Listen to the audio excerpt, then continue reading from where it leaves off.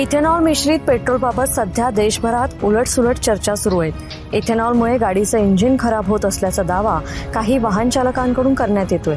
पेट्रोलमध्ये 20% ethanol मिसळण्याचं धोरण केंद्र सरकारनं लागू केलंय। मात्र बहुतांश गाड्या या E20 इंधनावर चालण्यास सक्षम नाहीत। त्यामुळे या धोरणाच्या विरोधात कोल्हापुरात गुरुवारी प्रतिकात्मकरित्या गाडीची अंत्ययात्रा काढून आम आदमी पक्षाच्या वतीने निषेध केला। E20 पेट्रोलच्या सक्तीविरोधात कोल्हापुरात आम आदमी पक्षानं दुचाकीची प्रतिकात्मक अंत्ययात्रा काढत निषेध व्यक्त केलाय। बसंत बहार टॉकीज येथील पेट्रोल पंप इथून सुरू झालेली ही प्रतिकात्मक अंत्ययात्रा जिल्हाधिकारी कार्यालयावर नेण्यात आली। यावेळी E20 पेट्रोल सक्ती आणि सरकारच्या विरोधात घोषणाबाजी करण्यात आली। तसेच आम आदमी पक्षाच्या या अनोख्या आंदोलनाने नागरिकांचं लक्ष वेधलेलं होतं।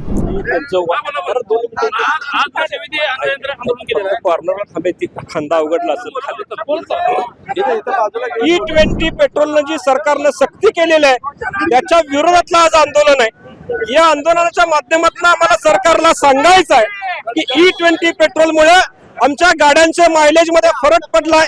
आमच्या गाड्यांचे जे काही ऍव्हरेज आहे ते कमी पडत चाललेलं आहे। त्याचबरोबर सातत्यानं आमच्या गाड्यांचा मेंटेनन्स निघतोय आणि ही गोष्ट सरकारला सांगावी, कारण सर्वसामान्य लोक अगदी महागाईच्या भ्रष्टाचाराच्या या भस्मासुरावर सगळी अडकलेले आहेत आणि पुन्हा या आमच्यावर तुम्ही पेट्रोल लागताय। आम्हाला सरकारला सांगायचं आहे ही गाडीची अंत्ययात्रा ही प्रतिकात्मक अंत्ययात्रा आहे। जर तुमची पॉलिसी बदलली नाही तर 2029 ला सरकारची अंत्ययात्रा काढल्याशिवाय आम्ही राहणार नाही, हा इशारा मला या निमित्तानं द्यायचा आहे। याचं समर्थन करतायत कारण गडकरी साहेबांच्या मुलांच्याच इथेनॉलच्या कंपन्या आहेत, त्यांचा स्टेक त्यांच्यामध्ये नाईलाजाने या भारताच्या विरोधात जाऊन त्यांचं समर्थन आहे असं आमचं ठाम म्हणणं आहे।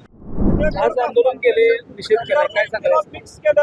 आज आम्ही आमच्या 2 व्हीलर गाडीची त्या ठिकाणी अंत्ययात्रा काढलेली आहे। याचं कारण असं आहे E20 पेट्रोलची सक्ती ही एप्रिल महिन्यापासून सुरू झालेली आहे। E20 पेट्रोलच्या माध्यमातून 20% इथेनॉल ही गाडीमध्ये मिक्स करायला चालू झालेला आहे। आमच्या ज्या गाड्या आहेत त्या E20 कंप्लायंट नाही आहेत। आमच्या गाड्या ह्या E5 E10 वरती चालू शकतात।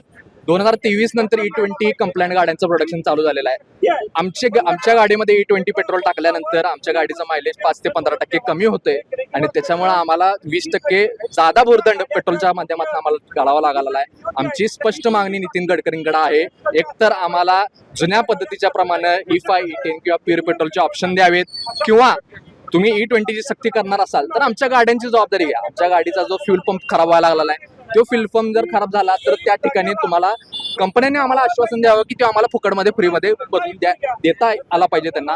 आणि जर तुम्ही जबाबदारी घेत नसाल तर तुम्ही हे मान्य केलं पाहिजे की E20 पेट्रोल हे जुन्या गाड्यांसाठी लागू होत नाही आणि हा निर्णय तुरंत मागे घ्यायला पाहिजे।